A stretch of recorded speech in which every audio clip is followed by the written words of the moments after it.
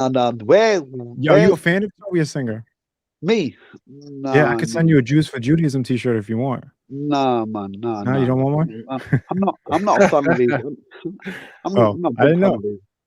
No, no, no. No, it's The okay. way the way he speaks about Jesus, going against him. Surprise, surprise. Guy Oh Joker. my word! That guy Joker is a stalker. He comes stalks me. That's why he's calling himself Sam, and he cusses my mother out. The guy in your stream. Guy for right here, for real. Huh? Yeah. What are you talking about? That's not me. That's him. That's him. I got him recorded. That's not me. Yeah. Oh yeah. my word! That's why he called himself Sam. He came on my live stream and he said, "I'd like to F your mother." Oh my word! Wow. Terrible. Yeah, that was him. But anyway, what's up, guys? Yeah, you asked me to come up, so I said, "Hey, man, why not make at least you guys look somewhat decent?" Hey, Seth, why you hating on me? You and me have a good relationship. The other day we talked; it was nice. Why you like? Oh Yeah. my goodness! No, I'm on about the other guy who just come on now. The other guy, whoever he was. Yeah. He stalks me. He comes on my channel. That's why he puts the Joker face. And when I brought him on just 2 nights ago, he just said, nice things about my dead mother, but she's alive in Christ. Terrible. But that's fine. Oh, I don't care. It's part of the game. But hey, brother, by the way, I was waiting for you to go live so that I could do my live stream, and I didn't see you, so I did 4:30. Now that I see you live, I pushed it up. Don't be doing this to me, bro. Man, It's God Christmas. bless you, Sam. See, God is working on your heart, Sam. God is working on your heart. Hey, Sab, you mentioned that the Dajjal will be one-eyed. Yeah. Yeah. Yeah. What's the relevance? What was the relevance of that being mentioned? Because you say that one of his eyes be closed, the one eyes be open. Simple. Yeah, but what's the relevance of Muhammad like saying that? Like, why was he describing the Dajjal in that way? That he's going to be one eye. Anyways, he said he'd have curly hair. He's gonna be strong, hunchback, and he's gonna be huge, and he's gonna have one eye and. Yeah, he gives all these descriptions, but why? Like, what's the reason? Because he's warning people of the end times that if he comes, I'm giving the description of him. And if that's him, then you keep away from this guy. Run. And he's warning them about his description and stuff like that. Why though? Why? Because that Antichrist is going to confuse a lot of people. He's going to claim to be God and do miracles. So he has to give us he has to give us the description of him. Like he's a kafir on his head, KFR on his head. So remember why you mentioned it. I'm going to remind you why I brought him up. When Eduardo mentioned that there are Jews who believe in Jesus, and you talked about Tovia Singer, then you said, well, when the Antichrist comes, and you mentioned Antichrist in that context. Why? That's because I was hearing you. He was talking about how there are many Jews who believe in Jesus Messiah. You mentioned Tovia Singer, and then he talked about how Tovia Singer will not debate anyone who knows the scriptures, Messianic Jews. And then in that discussion of Tovia Singer being slick and so forth, you mentioned Antichrist. Yeah. Why?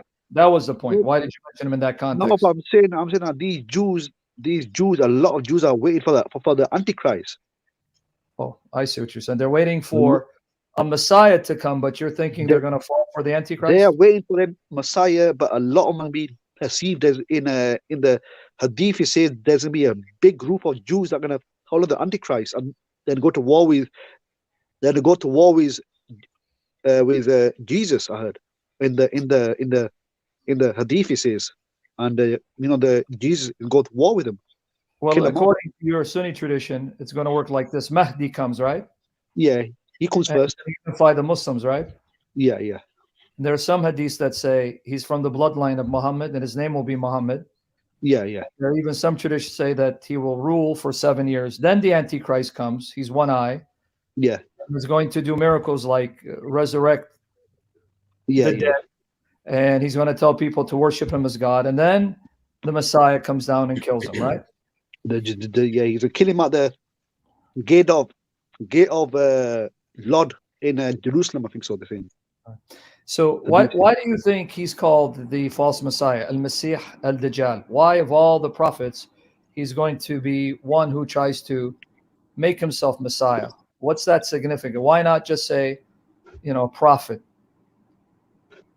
Antichrist, the You know, why Dajjal. is Messiah so important? This is what I'm trying to get at, Saf. I want you to think about it. Messiah is so important that even this figure is going to claim to be Messiah, not merely a prophet.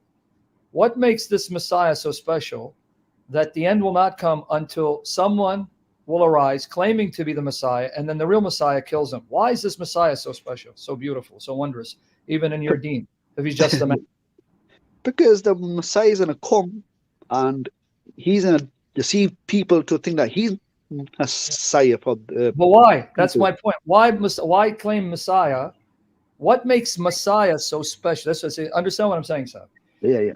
What makes Messiah this amazing, magnificent figure that someone is going to arise claiming to be that Messiah, and the real Messiah comes down and kills him, and that's when the end comes. So a Messiah figure will come.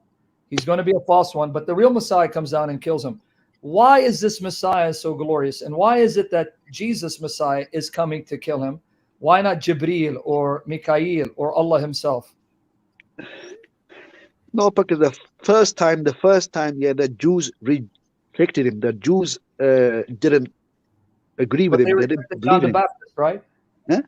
They rejected Yahya too, right? Yeah. They rejected murdered him, they rejected John and they rejected Jesus because So why isn't John the Baptist coming back?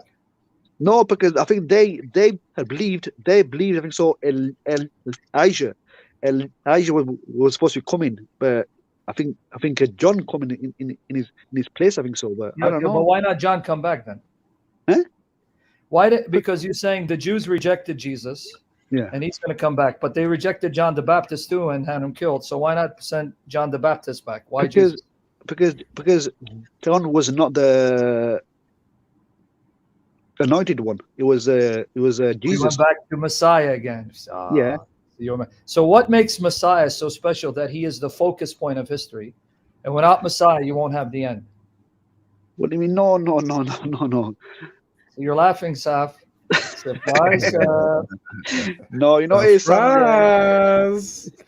the guy, Messiah is the anointed one. They rejected him, but now the false one will come and deceive the Jews and deceive everyone that he's the one, And half the Jews and follow the Antichrist, and the others and follow him, the real one. So you're admitting, So it's going to be a split. It's going to be a split in Israel to go.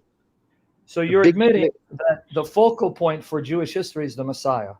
You're admitting that the Jews are waiting the Messiah, and that for them will signal the ushering in of what they call the Messianic kingdom. So we go back again that Messiah is the focus of all history, that even Judaism knows that when Messiah comes, that will signify the end of the age. So we go back to the Messiah being the most important figure in history. Why is that?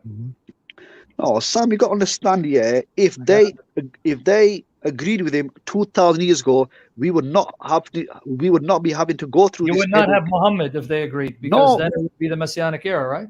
We would not be going through the headache, but they rejected him 2,000 years, waiting for him, thinking that he's going to come in some other, some other person going to come to be their, Messiah. But yeah, I can go all day with Saf. I don't want to hog the conversation. You guys want to chime in? Go ahead. I don't want to, because the main thing is in Islam it says that he's going to come, Jesus will come, he's going to kill him at the gate of Lord. He's have the wife and kids, and he's going to, he's going to, die as well. Jesus will die in the for 40 years. He's going to reign as the judge, right? Yeah, he's gonna be the imam for us, around the world, and he's gonna have a wife and kids. He's gonna do the Hajj pilgrimage, and then he's gonna, die, and that's when the world's going to end. Until then, he's still alive right now, right? He's alive. Yeah, of course he is. Is he alive physically? Yeah. So he's alive physically. It's been 2,000 years, and he's alive with Allah physically, huh? He's in the heavens, yeah. When you say heavens, where exactly, Saf? Huh? Where in the heavens exactly? Well, according to the hadith, he's in the number 2 in the second heaven. All that says, it doesn't say, it says that Muhammad met Yahya and Jesus in the second heaven. Even Yasser Qadi, in one of his talks, said that doesn't mean that Jesus is in the second heaven. It means he just appeared there with John the Baptist because they're cousins.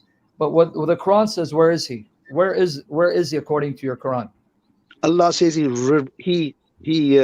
raised him up to himself. Himself, right? Where's Allah though? Where's Allah himself? No. What he means? I've raised him up to myself in the heavens. Oh my goodness! So you're giving a commentary on the Quran? The Quran says he took him to himself. He could have said he took him to heaven, and now you're giving me commentary on the Quran that it doesn't mean to himself means heaven. But Allah could have said that. Allah could have said, "I've taken him to the heavens." No, he said, "No, I took him to myself." Right? But where is Allah? He is in the heavens. Oh, he is? Not as a Salafi. You don't believe that? I thought he's just his throne is above the heavens. Okay, but same thing. The highest place of heaven. The highest. So is he above the heaven? Is he above the throne? Yeah. So what you just said, he's in the heavens, Saf. What's up, man? You're be careful. You're a Salafi. If a Salafi hears you, he's gonna say, ya kafir. He's there somewhere. Jesus is there, but he's somewhere. Chilling. 2,000 years. Anyway, Saf, I wish you could see as you go back, listen to yourself, because right now you're in the midst of a discussion, and a lot of times the desire is to win. I hope you go back and listen and hear what your religion is telling you. Jesus is physically body alive for 2,000 years with Allah. He'll return physically bodily. Someone's going to claim to be him, and he's going to kill him, and you still don't see that the Messiah is no ordinary man. He is the focus of history, and he is the man of the hour. But you don't see it. I hope you do. I hope you go back, listen, because I know in the midst of a dialogue, sometimes we want to win, we don't want to lose face. Like, no, I can't lose face. I can't lose this. I don't want to embarrass my community. Forget about ego. Go back and listen to what you're saying, and ask yourself, say, why? Why is Jesus alive physically 2,000 years with Allah? But even my religion says Muhammad is dead, he died, and that the prophets, they're in their graves, but Jesus is not in his grave because he's physically alive. Why is Jesus the only one who's called Messiah in the Quran? What does that mean? Why is it his mother is the only one mentioned by name in the entire Quran? She's said to be the greatest woman, his family the greatest of all creatures. And I'm giving you Quran, chapter 3, verse 33, and chapter 3, 42. Why is it that Jesus creates similarly to Allah, unlike any other prophet? I mean, why? What is it about him? And then he's said to be Kalimat Allah, the word of Allah, spirit of Allah.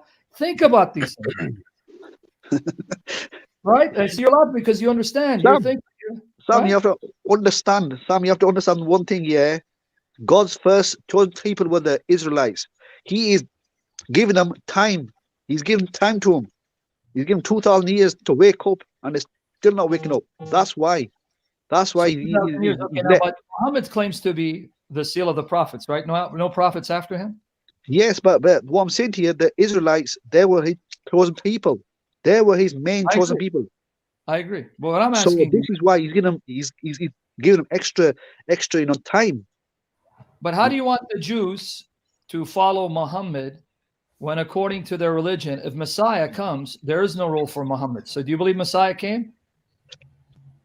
The Messiah, right? Messiah came, right? Eh? Hold on, someone's calling on me. Yeah, you believe that the Messiah came, Jesus, right?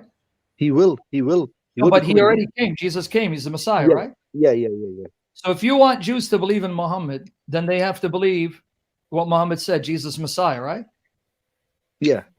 But if they believe Jesus Messiah, they have to reject Muhammad, because for Judaism, Messiah is it. There's no one's going to come after him to supplant him and claim to be the seal of the prophets. So how can they follow Muhammad? How can a Jew follow Muhammad? And then Muhammad tells them, believe Jesus Messiah. Because once the Jew believes Jesus Messiah, that's it for Muhammad. Wait, so Messiah's come and he's going to come back? Bye-bye, Muhammad. There's no room for you. But you're laughing because... No, but I know you're going. But the hadith says, Bukhari says that Jesus is going to follow the Quran. What? I'm not asking what the hadith said. I'm asking. The hadith says he's followed by he's ruled by the Quran. Yeah, but no, listen to what you said. You said the Jews have been given 2,000 years so they can get things right and believe in him. But this is what I'm saying. Let's go with what you just said. And by the way, Jesus doesn't follow the Quran. I'll come back to that. But no, he will do. If I'm an ethnic Jew, and I believe in the Quran, and Muhammad tells me Jesus is the Messiah, born of a virgin, and that these tell me he's returning, well, I'm going to say, hold on.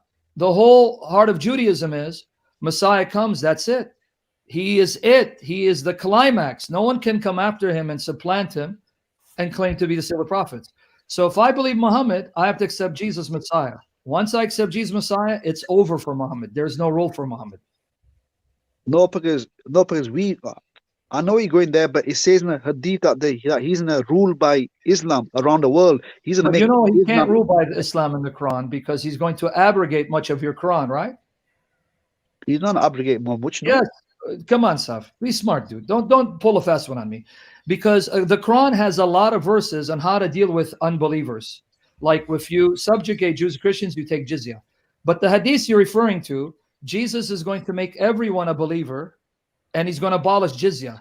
No one will pay jizya because he won't allow anyone to reign or to embrace any other religion except Islam. So if he makes everyone Muslim, he makes a lot of your Quran obsolete because you can't implement it. So he abrogates a great bulk of your Quran, such as jizya. So how's he following the Quran when he's going to come and abrogate it?